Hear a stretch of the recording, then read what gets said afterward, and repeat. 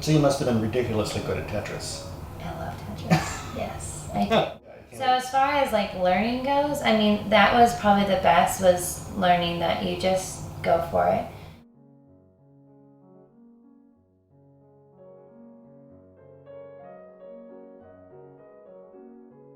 I am here with Kristen Bertelson of Queen Bee Organizing. Yes, hi. And hello, everybody. She runs an organizing business out of Corvallis, Oregon. Correct. And you've been doing it for probably 6 years or so, or 5.5. five and a half as a business. Yes. I saw on your website that you've been organizing ever since you were a little kid, more or less. It's just been in you. Yes, national all the time.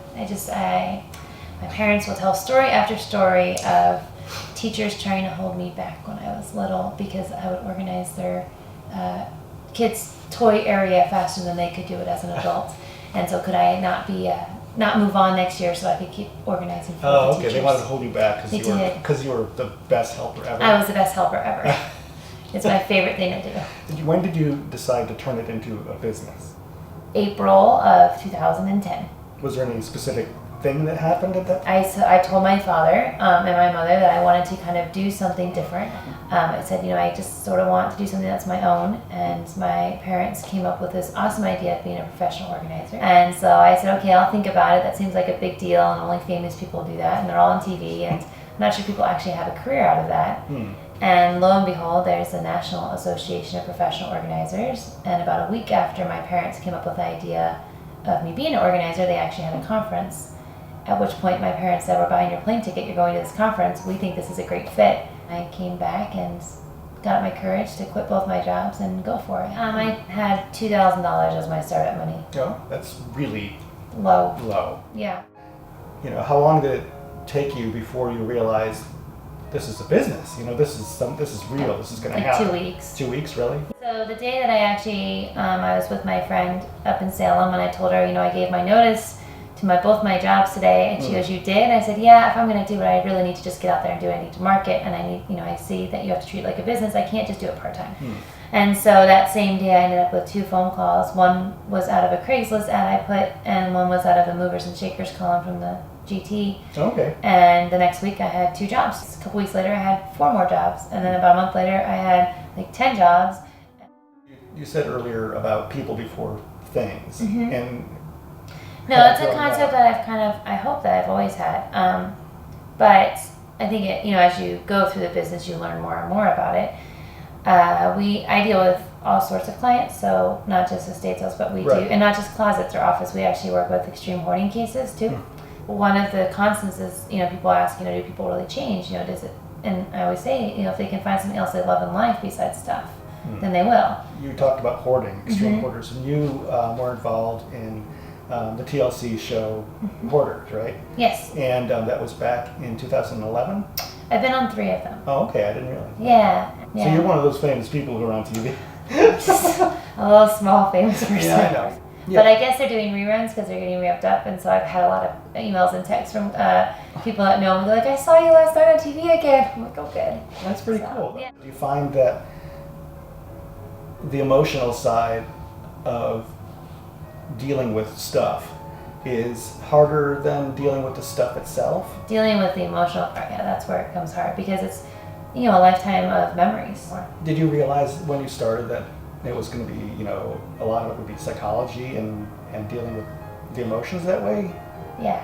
Okay. I've always liked that part. Okay, so it's just basically you're helping people to move on forward from an inanimate set of objects. When you think about, doing the organizing in relation to a lot of the TV shows, and they're, as far as I can tell, they're almost exclusively deal with people's houses and apartments and things like that, and they rarely deal with offices or businesses. And so I'm assuming that, when you go into a business, they can be just as horribly disorganized as they can in a house. But if you're in a business where it's super busy all the time and you don't have time to solve the problems and you don't have the tools necessarily that you were taught how to do it, then you're just going forward with no way to look and say, okay, how do I solve this? People always feel like they should be ashamed of us coming in. Why couldn't they do this themselves? Well, if no one taught you how to organize, no one taught you how to do this, why would you even know? A lot of times people grow into a business to a point where they're so busy that they kind of lost sight of the way that they did business. Or it doesn't work anymore for Right. them, right? I mean, Right. you grow out of the methods that you used to know, and you need someone to come in and kind of see it from the outside and say, you know what, let's just tweak this a little bit, and all of a sudden you have a full functioning, back to, speed office that you can put things away in. Do you see things as far as like their dimensions and where they fit? Or, So like when I walk in a space, I can actually physically move the furniture in my brain and make them fit the way they should fit before we actually do it. so you must have been ridiculously good at Tetris. I love Tetris. Yes, I do. And I want to know like the next 5 pieces in a row because I plan that far ahead. I don't. Is it difficult to find good employees that? We have a lot of really good estate sale employees. I think it's been harder to find organizing because it's really demanding. I mean, you're dealing with someone else's space and emotions and psychological Right. People may not. needs, and it's physical, physical, yeah. it's mentally taxing. You need to have a good attitude. And you're running a business on top of it. Now, if someone who's watching this wants to be an organizer, get insurance. That's an organizing insurance, and that's really important, and that's what most people will skip. What does organizing insurance do? Well, it protects. So I have an APO shirt, which is specifically for organizers. Because you don't need insurance as an organizer, a lot of people will skip it Okay. because they don't want to fund their business. And I think that's when I go back to saying I treat my business like a business. It really is a business. It's not something that's like, oh, let me just try it. Let me see what happens. I'm a certified professional organizer. I'm the only one in the Willamette Valley. I'm the only one south of Portland, Really? I think. I think for anyone that's really looking to start an organizing business, just, make sure you know what you're getting into. Know that it's going to cost money to make money. Oh yeah. I mean, I've hired 2 business consultants over the course of the last 6 years, each one for different things. I'm glad I hired both of them. One was for marketing when I first started, and then the other one was how to grow beyond a plateau of where I was at. So there's lots of things you can do to be, top notch at what you're doing. Right. You ever go into a place and you're like, all right, you know what, dynamite it. Is it just? There is. When you walk in through and you have a 1-foot pathway through a house and stuff's floor to ceiling, Yeah. and you can't see some of the bedrooms, you're like, how are we ever gonna get there? But then you just start and you get there, and Yeah, you chip away at the mountain. even with some of our estate sales, I mean, they're huge. You walk in and there's just stuff everywhere. Is this a big estate sale town? I mean, do people Yes. flock to them? They love them here. We Yeah. have a great following. We have an estate sale email list that has over 2,200 people on it. Wow. Yeah, estate sales now because we do so many of them. Well, I mean that's your face, to most of The public, right? Because we're out there. Yeah, I mean, I started seeing your signs probably about 2 years ago.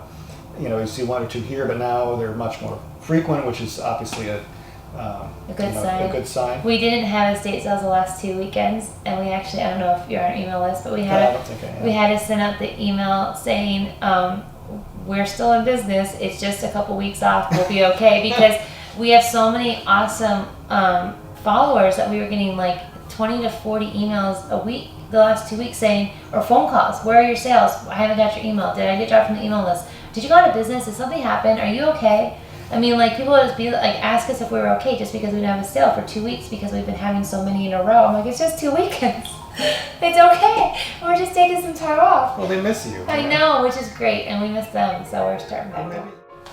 And I just wanted to thank Kristen Bertelson from Queen Bee Organizing for being my interviewee today. Well, Thank you very much. Thank you very much. It was great. Yeah. Fun.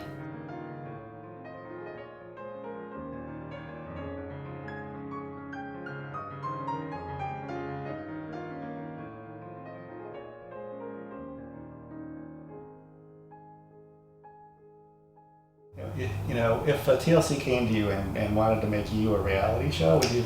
Yeah, the girls would love us to be reality shows.